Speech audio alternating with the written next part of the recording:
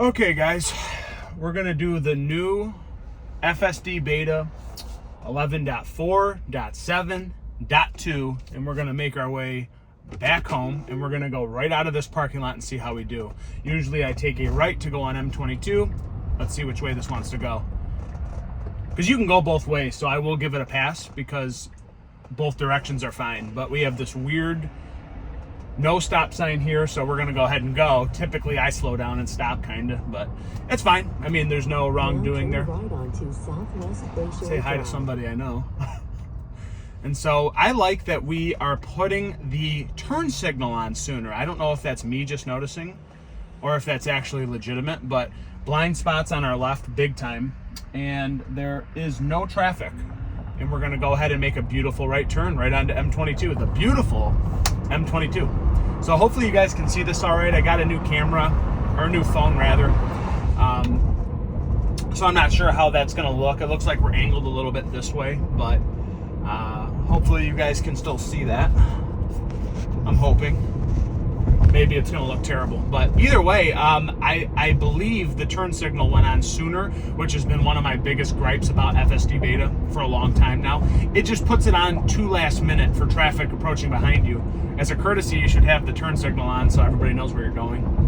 But that's been pretty darn smooth, and that's one of the smoother processes I've seen pulling out of that,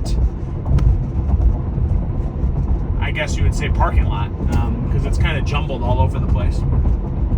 But obviously on M22, it's just two lanes going different directions, 55 miles per hour. Everybody's usually going 60 or 65, but obviously we're not doing that. We're on FSD beta. We're going to be safe and good drivers here today, aka my software is going to be the good driver. And it does look like it feels a little bit smoother. It seems to make decisions a little bit more quickly and a little bit more confident. And it looks like there's been some pretty good updates for the actual user interface. It looks like you can do more with your scroll wheel. You can customize a little bit with the left scroll wheel. You can look at your superchargers and you can kind of see what's around. You can plan out what you're going to do when you're at that supercharger. Just there's more going on with the user interface. It looks like more user friendly. It looks like there's more options that you can play with, which is great. So I like to see that Tesla's constantly updating their user interface and software. That's good.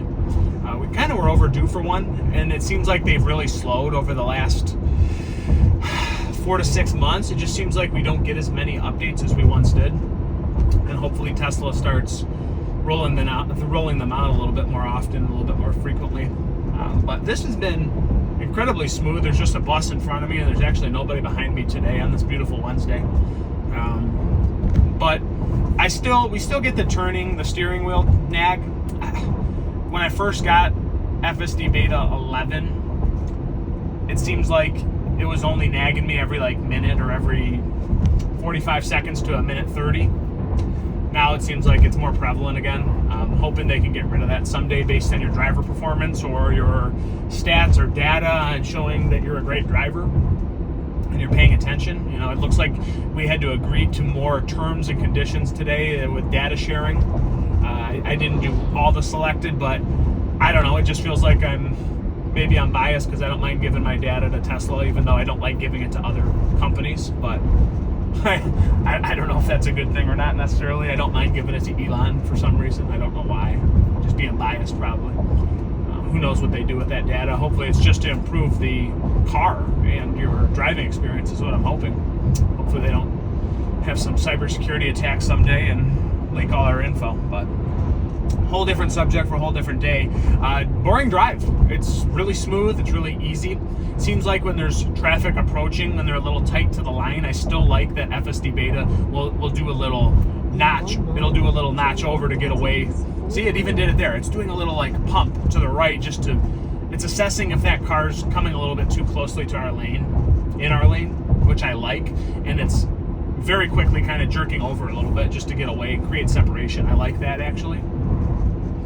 You never know, it's ready for a head-on collision, which is a good sign. It means we're running on great software, truly, and really safe software. Yeah, steering wheel nag per usual, but all we're really doing up here is making a right. And what I've noticed in the last update, so this would hopefully be better, is that when it wants to go into the shoulder, it's kind of being jerky. It's going like this. The steering wheel it's jerking back and forth, and rather than just being fluid and smooth and transitioning over into the shoulder, it's been very jerky. We'll see if it's still doing that today with this update. But those are just the small nitpicks I've been noticing over the last 2 months or so. So we're literally gonna make a right here. Turn signal did not come on. It came on pretty late. Still not on. Still not on. Still not on. Still not. Just came on. Still quite jerky, not getting all the way over in the shoulder, but not quite as jerky. So that's good. A little bit less jerky, a little bit more decisive decision making. Okay, so guys, that's usually where this ends. I just wanted to give you that quick update for the new FSD beta software. Looks a little bit better. I like the decision making. I like the confidence. So we're going to end it here, guys.